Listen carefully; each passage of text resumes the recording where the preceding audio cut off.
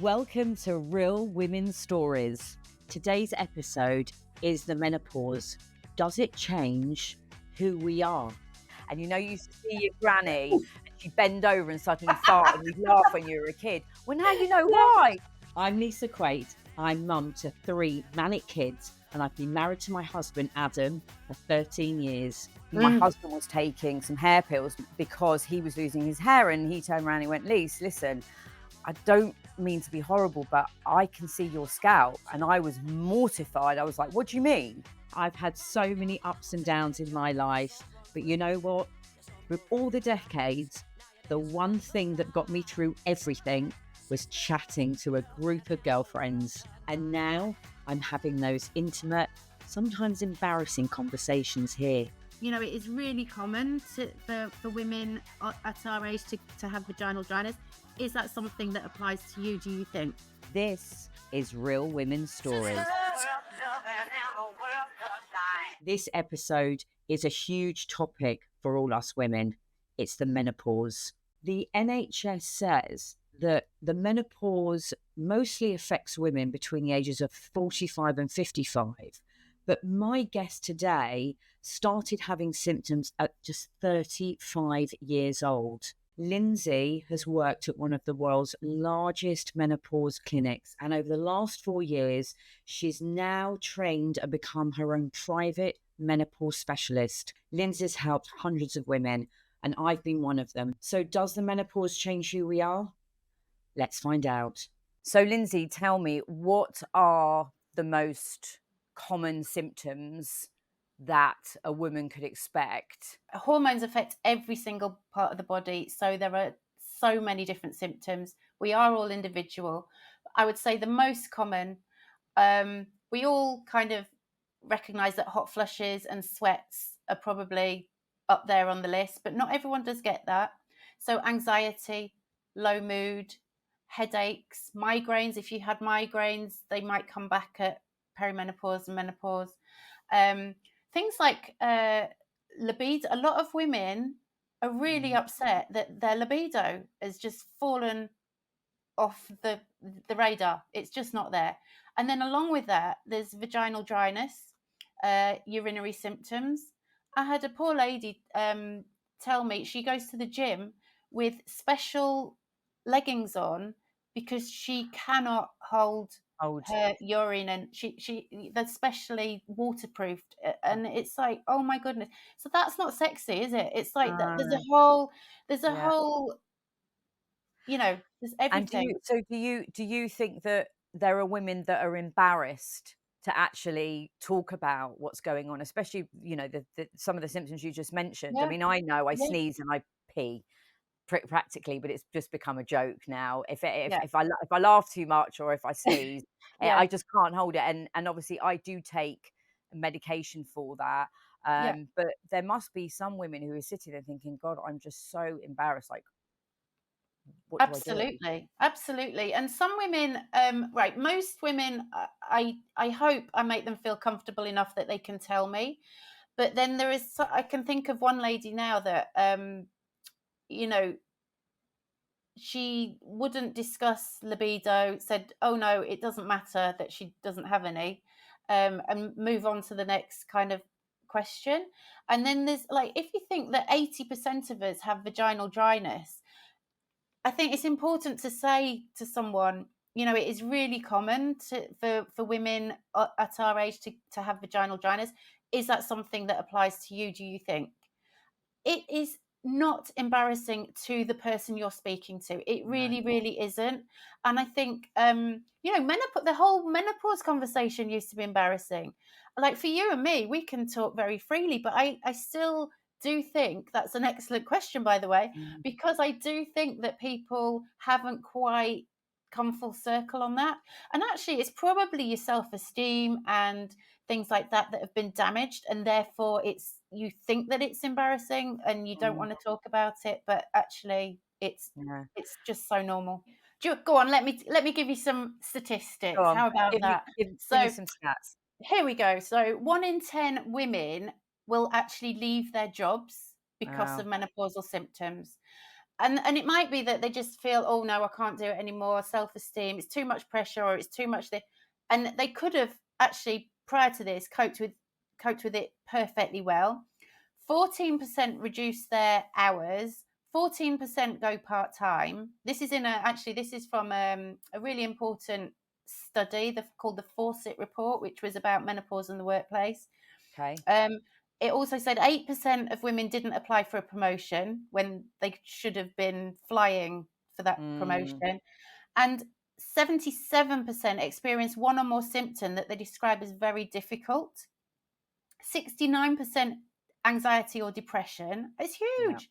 Huge. 84% trouble sleeping, 73% brain fog. So the ability to work, how Is do you do your job when you're not sleeping and you can't even Yeah. think And straight? it'd be really interesting to hear about your background, your story, how you got into being an expert and specialist in menopause. I mean, basically, I had always suffered with PMS. I just was really in tune with the fact that my hormones were not my friend.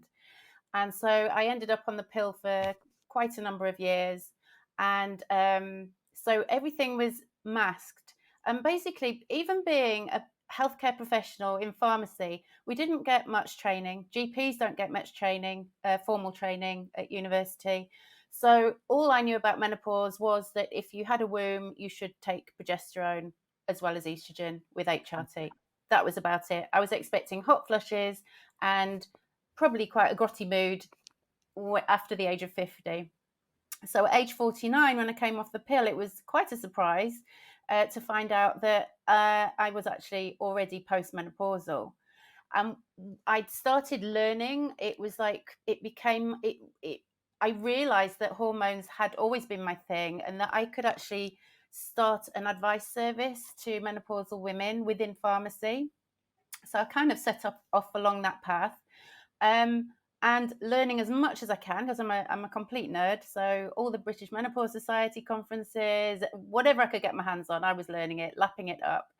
And what I realized was that actually my hormones had started to change age 35. Right. And it's not that unusual. So that is quite often when hormones start to change. I'm not saying that that's when menopause happens, because menopause Sure. is when your periods stop altogether. Yeah. But it can take 10 years of perimenopause, which can start from 35. And And sorry, can I ask, had you had yeah, children by this point? thankfully, yes, I had my Right. Okay. children, 28 and 32. So Okay. thankfully, that was all taken care of. Right. Um, yeah.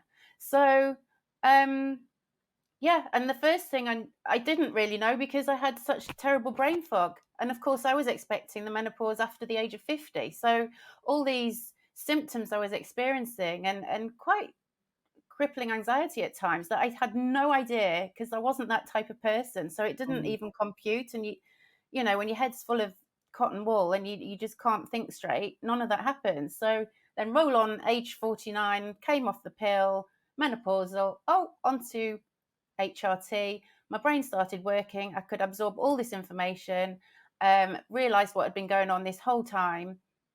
And then I was offered a job at Newson Health, which was absolutely amazing in terms of I learnt so much, because we were all part of one big team. And then 4 years later, I was offered the opportunity by a private GP practice, and I thought, well, do you know what? I'd actually really like to be self-employed now. It's time. Sure. Yeah. Sure. I just kind of want to recap on your story. It was at 35. I remember going to my GP with saying I feel like there's a lump in my throat Right. and I can't swallow, and it was making me really, really panicky. And it was like, oh my goodness, this, I was really properly anxious about it. So I had every test going. I had needles in my neck, like to Oh check my gosh. thyroid. It was awful, absolutely awful. Of course, there was nothing wrong. And actually, now I know, or since when I started to learn, one of the anxiety symptoms that can be quite common is called globus hystericus. That basically means a ball, globus, a globe, and you're hysterical. It's anxiety, and Okay. it's the feeling that you just can't swallow. So some people will get that. Yeah. Yeah. And then, No. did you have any other symptoms, or did that just kind of fizzle out until you were older? So that particular one went after I'd had every investigation, and it's like, okay, so that really isn't a thing. That must be in my head.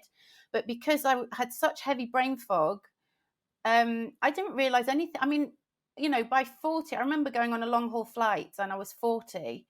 Um, we actually went on a fabulous holiday. We went to South Africa, and I remember thinking, oh, for goodness sake, I mean, turn down the heat on this aeroplane. It's absolutely ridiculous.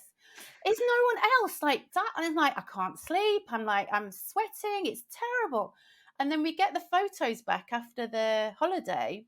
And, there's, we've been on elephants, and there's gorgeous photos. And I'm looking at a photo of me on this elephant, which is the most incredible experience. And all I can see is like, where is my hair gone? Where's my Ah, hair gone? I did have hair, and now this is some thin, short. I don't know. I just didn't recognize. And I'm like, what on earth is? So none of this made any sense until I mhm, stopped the pill at 49 and yeah, learned what. Because to me, honestly, and I think to a lot of people, it's going to be hot flushes and maybe a bit of a bad mood. yeah, PMS, whatever. No idea. yeah, No idea. yeah. And that's a healthcare professional. Just hearing some stuff that you've said, and they really resonates with me, and I think it will resonate with other people, that it's the symptoms that start. I mean, mine started with my loss of hair. My Mm, husband was taking some hair pills because he was minoxidil, yes. because he was losing his hair, and he turned around and he went, Lise, listen, I don't mean to be horrible, but I can see your scalp. And I was mortified. I was like, what do you mean? And he went, Yeah. I can see your scalp. And I remember I had quite long hair. It was it'd been plaited. Like my Mm, daughter, like we'd gone to this girl and she plaited our hair and it was all really cool. And I took the hair out and literally I had nothing left. It was like you. It was like, where's all my hair gone? yeah. So, and it took a lot for me because I'd always had long hair, and my husband liked me with long hair. And I went, listen, I'm going to have it cut off because it just looks too bad. And that was anxiety in itself. Huge. Yeah. Yeah. And then I was at work and I was going to meetings and turning up at meetings in a building, and they were like, no, no, no, you're at the wrong building. I'm like, what do you mean? But I looked at my calendar, I looked at the time, I had the wrong time, the wrong building. I'm like, this is it, like, what's going on? And my boss was saying, you're like, what's wrong with you? I'm giving you information and you're just forgetting it all the time. Mm, Like, what's wrong with you? And it was really a thing. It was really a thing. And I'm thinking, what is going on in my head? I'm fit, I'm healthy. Then the aches and pains started. My back constantly. I remember sitting at work, twisting and turning, and it was just my lower back in my hip, just gnawing on my shoulder. And I just thought, oh, it's because I'm stressed out. Was having massage after massage after massage. That wasn't helping. Then my eyesight, that got worse, and I had very, very limited eyesight anyway. Had to wear glasses on top of my contact lenses. The weight gain, what's going mm, on? I'm hardly eating, all around my belly. I've always had a flat, so I always prided myself on this lovely little figure, and it's all of a sudden I started blowing up. I'm like, what's going on? The skin, rosacea. yeah. And I think one of the worst things for me was at night was, it wasn't just the night sweats, it was the itching. I literally wanted to claw my skin from top to bottom. And I remember talking it through with you. And I think you said to me, Lise, have you looked at your diet? And I'm like, well, why have I got to look at my diet? I'm really Yeah. healthy. I've been to a nutritionist. I'm eating kimchi. I'm having the spinach. I'm having the avocados. You're like, no, they're all high histamine. They're all well, what does that mean? Like histamine, I thought, well, okay, if I get stung by a bee or if I get bitten, or I've got my hay fever. And you're like, no, there's histamine in all these foods. Any food that's jarred, that's fermented, Mm, they might be healthy, but they're clearly not agreeing with you. And I had so much inflammation in my body and constantly had sinus problems as well. yeah. Um, and the itching. And as soon as I started taking antihistamines and looking at my diet, and literally, I thought, God, I've got to look at my diet again. I'm all is looking at my diet, us women. Now I can't have spinach, avocado, all this healthy All the stuff. good stuff, yeah. All the good stuff. So I had to go back to single source food, and slowly it calmed down. I still take antihistamines. Do I you? take a Yeah. Puriton a few nights a week because sometimes I Mm. get locked up and I do get the itching. And then I take hair pills now for my hair after having it cut. But I remember when we it was the Balance app, which I found quite interesting. You know, you look at your Helpful, symptoms, yeah, really really, helpful. really helpful. And there was a list, and it was an endless list. Yes. I mean, and you can add to it. There's so many symptoms, and not everyone will get this. We're all individuals as well, so there are receptors for our hormones everywhere around the body, absolutely everywhere. So that's why there are so many different symptoms. And we don't necessarily, not everyone gets the hot flushes and sweats, but they might have the anxiety. That's Mm. probably one of the top ones, the anxiety. I mean, I've listened to a lot of podcasts on menopause, and it's very scientific the way that they talk about it. Yeah. And I know it affects gut health is another one. Yes. And I will talk about flatulence, hands up. It's something absolutely, like, me and my husband have tennis matches at Competition. night now, Yeah. right? And I literally, one of the things was, when I first got married, I would never ever fart in front of him. And Yeah. unfortunately, I've got to that point where it just happens. And It you know, just you has used to to see your happen. granny and she'd bend over and suddenly fart, and you'd laugh when you were a kid. Well, now you know Yeah. why. It's like, that's me. And I'm only, I'm Oh, 50. I'm only yeah. 50, and that's happening to Oh, me. I can't control it. But what happens inside our bodies? Like, I know that there's a change in hormones. What does that mean, if you can give it to us in like layman's terms, so we actually understand yeah. what's going on? So as I said, your hormones are needed everywhere in the body.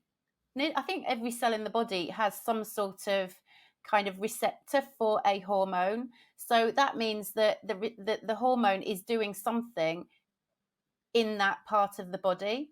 So when Sorry, the and hormones, so I'm gonna just, so when you say a receptor, you're saying there's a message that goes to our brain? That's a there's a receptor. miss. Yeah, well, there's receptors everywhere. So you've got like it's like a lock and a key. Okay. So you've got a receptor. Here's the hormone. Boom, hormone Right. goes in, and it has some sort of action in the cell. So, hair, uh, brain, temperature regulation, all those things are affected. The body likes to be in balance. The body's really happy being balanced. And for example, estrogen has so many positive effects. It makes our bones grow. It helps with hair growth. Um, it protects the linings of the arteries and the blood vessels, so that as we get older, we all know that men probably are more likely to get a heart attack. However, men aren't forever more likely to get a heart attack. Women actually do catch up after menopause, after the age of 50. A lot more women are susceptible, and that's because they've lost their estrogen, which was really protective. So And what do we need? So our estrogen helps us make babies. Is that right? yeah, so estrogen is the hormone that kind of comes in at so another thing, like puberty, we are now going through reverse puberty, and we know how awful puberty is. We can see it in our kids, and we lived it ourselves. It can be a really, really terrible time, and we do change during that time. And it is just an adjustment period to a change in our hormones. They are so important in every aspect. 1 in 4 women, 25%, do get really drastically bad symptoms. So there's 75% of us that aren't in that same category, but the 25% is really seriously bad. Mm. Around 80% of us will experience at least something menopause related. But there's all sorts of statistics, but basically it can affect any of us at Mm. any time. And just Mm. pushing it away and saying, "Oh no, this is natural." it'll be fine. My mum was fine. I'll be fine. It's like we now know that actually, if you treat the symptoms, you're less likely, putting the estrogen back, you're less likely to get the osteoporosis and the, reduced Sure. bone density and cardiovascular disease. It's actually really protective. So why would you not do that? And the Yeah. quality of life goes up. I take testosterone. Yeah. And I think that was what stopped my brain fog mixed with the estrogen. Mm, But initially, that was what I literally had no testosterone, mm. which was causing, I think, the hair loss. Is that right? Yeah. Well, a mixture, it's the balance It's the between the balance. estrogen and Yeah. testosterone and And kind of your nutrient yeah, base because as if well. you get rid of the brain fog, we're then using our brains again. Like, Yeah, I've had a new lease of life, yeah, and I'll quite happily say that without having seen you, without having my HRT and you monitoring me and my bloods, I could not be sitting here today. There's no way that I could be sitting here articulating, remembering things, yeah. and having a much bigger confidence than I had even before I was 40, because I remember sitting in my wardrobe sometimes, like shutting the door. My husband, like, "What are you doing?" I'm like, "I don't want to go out." And he'll be like, "Why?" And I'm like, "Because I just don't feel like I can speak to people. I don't know what to wear. I've put on Oh, weight. yeah. I feel done." He went, "But Lise, you're like, everyone knows you're a bubbly, confident person." And I think as soon as I went into like my late 30s, early 40s, Mm, I lost myself. If I'm hearing this, mm. that if I've got a number of these symptoms, and they could be up to 1 to 50 different types of symptoms, and I may not get all at the same time, I may get some, may go away, I may get something else, may Yeah. come back again. I then go to someone like yourself Mhm. who would then test my bloods. Not How does that necessarily. work? Yeah, so if you're, over the age of 40, then testing bloods isn't recommended, by the NICE guidelines, which is the National Institute for Clinical Excellence. So they give us guidelines, that we follow. Um, and under the age of 40, there is a case that you could do the bloods. However, as we've said before, at any one point, 10 o'clock in the morning, your bloods could be completely different to midday. It's that quick.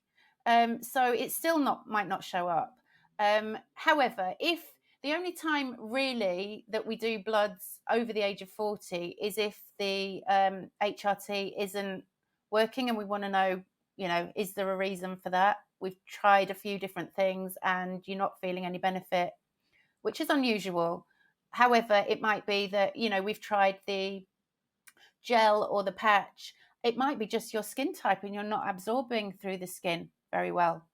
But there's usually something that will work. And we use through the skin, because that's one of the safest types, in terms of, I mean, there's some of the orals are fine, but if there's any question of a family history of blood clot or stroke, or you've had a blood clot or stroke, there is a slight increased risk in taking estrogen orally. So we just say, you know what, we're just going to start with the gel and the patch anyway, or spray.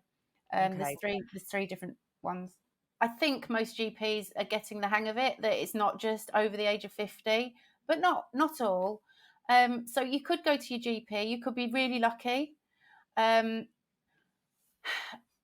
but there wouldn't be a market for private menopause clinics if that was the answer. And Right. that's the sad truth. Um, However, you go to a private menopause clinic, rather than 10 minutes, and a quick discussion, you can go through everything. It's like normally, I will spend up to an hour with someone, and then we'll review 3 months later. How's it changed? I'll give the whole lifestyle plan, because it's not just about take the tablets, goodbye, see you later, or put this patch on, see you later. It really is, it's great if someone's feeling amazing, but if they're not feeling amazing, the next step would be to look at testosterone. I know that you're on testosterone, so Yeah. that has a lot of benefits, but And that's there's a that's bit of illegal in this country, isn't it? So the it's only not. way that you can get testosterone, and I see lots of group chats on Mm. Facebook saying, you know, this is how I'm feeling. Well, have you tried testosterone? Well, my doctor won't provide it to me. Well, Mm. where the hell do you get this? Where do you get help? Because So there's a obviously lot. Yeah. I know you're a private practice, and Yeah. I've been very, very fortunate enough that I've been able to use some of my wages in order to pay for that, because it was important to me. My health is important. Mm. It's fine that you're there for those people that can afford it, but Yeah. what are the Do you know? government doing about it? Well, this is it. So there are people doing a really good job in kind of getting the message out there. So somewhere like is it menopause support? Diane Danzebrink. She is Yes. amazing. I mean, she Yeah. nearly lost her life because of mental health, because of hormones, because she had her hysterectomy and ovaries taken out, and no one gave her HRT, and it was absolutely awful. So she is so passionate about getting the message out there, and she also wants it to be available within general practice. So she has a lot of information on the menopause support. I think, unfortunately, it's down to the individual to be responsible for their own destiny. Does that sound right? You unfortunately have to learn and know what it is that you need, unless you have the luxury of being able to go to see someone privately. Um, because there's things like the Balance app, which actually is really helpful, and there's lots of articles on there and leaflets. So reading and learning. But I think for me, I'd be really happy if I could make a difference in people being able to recognize their symptoms as perimenopause, Hmm. because Hmm. that didn't happen to me. I mean, 15 years and I had no idea. It's crazy, isn't it? Because no one really said. So I think it's really important because it affects everyone in the family. Men have no idea what has happened to the person they married or got together with. And how many marriages have broken up with people you go, oh, they're 50, they're splitting up. Why are they splitting up? Because quite clearly he's having a midlife crisis and she's Yeah, going through the menopause. How can we make small changes to our lives and our relationships yeah. so that we can then become compatible again and we can Mm. understand each other again? So I think communication is key. But if you don't know what it is that's causing these horrific mood swings and irritability, and that you get your head bitten off every time you try and say anything, it's really, really difficult. Mm, I mean, it could mm. be as simple as like one of your kids saying, "Oh God, it's time for I think you need a period, mum," or something like that. And then Yeah. it's like, "Oh, Yeah. oh my God, I haven't had a period for 3 months." And it's like something as simple as that could trigger the whole realization that, oh my goodness, I have been an absolute nightmare.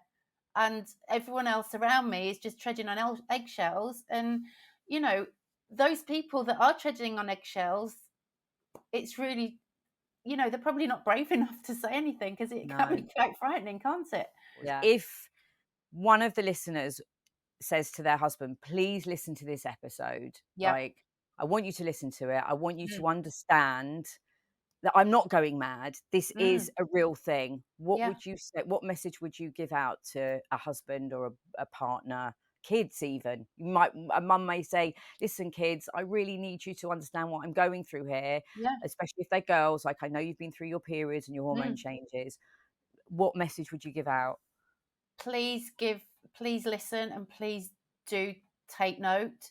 It really is a real thing. And the person that your loved one was before is in there still.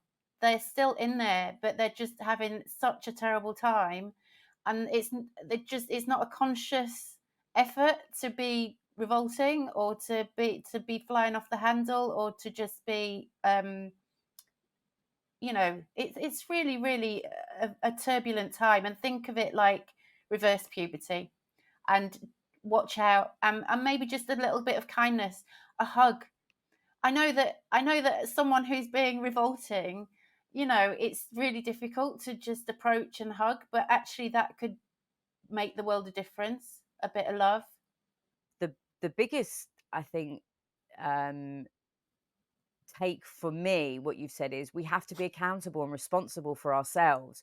We have to Absolutely. really think about our bodies and how we can help ourselves. And a lot of people find that very hard, don't they? A lot of Yeah. people find that hard. Yeah.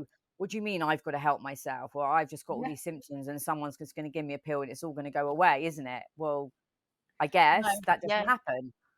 Not always. And you have to, if you take responsibility, you can really change things around. Mm, And it's not necessary. And this is the time really to think, okay, just take stock of yourself. How have I done so far? Is my body coping with my lifestyle? And you can really change things around. And it's not always about how long you live, it's the health span, isn't it? You want to be healthy going into old age. You want to be able to pick up grandchildren and play and go for walks and enjoy life for as long as you possibly can. And yeah, it's now that it will make all that difference. It that's really it. is. There is a light at the end of the tunnel. Yeah. We can navigate these few years and things actually can turn out for the better.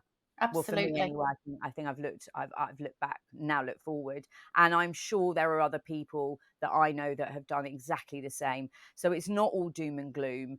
There is a light at the end of the tunnel. There Mm. is help out there. There's accessible tools to use online that we can do ourselves. And obviously there's people like yourselves who are doing amazing stuff by helping people understand what they're doing and trying and error different things, HRT. So yeah, I think it's fantastic. If anyone is listening and they're struggling, how can they get in touch with you? How can you help them? Well, I'd be delighted to. So we have a website, avicennahealth.com, and I run the menopause clinic with them. So it's www.avicenna with a C /health.com, and it's based in Woodford Bridge, which is in Essex, but we also have video consultations as well. Thank you so much. I've had a fantastic day talking all menopause with you, and I Oh, think we menopause. can definitely say that, does menopause change us? 100%, 100%. But it can also change us, and we can get out the other end and see things in a positive light. Absolutely. So, having spoken to Lindsey, it really does highlight that we can struggle with things from a really young age, but we just don't realize that these symptoms start happening to us. And I really feel that there's lots of help out there for women to try and identify the symptoms at an earlier age than the NHS are suggesting at 45 we start going through menopause. So let's be aware of ourselves, let's be aware of our bodies, let's be aware of what's happening to us and be easy on ourselves. Understand and appreciate that we're all going through these changes, and those changes will affect people in various ways, some worse than others. But there is help out there. There are specialists out there like Lindsey who can help you. And there are also some apps that you can go on that are free of charge that you don't need to pay for. So I hope you've liked this episode. For anybody that wants to get in touch with us, we have an email address. You can email us at therealstoriespodcast@gmail.com. That's therealstoriespodcast@gmail.com. We'd love to hear from you. Any feedback, any comments, or indeed, if anybody wants any help with anything, we're here. We are a community, and rate us, leave us a review on the platform that you're listening on. If you like what you hear, then we know to do more episodes on this particular topic. And you can catch me next time on Real Women's Stories.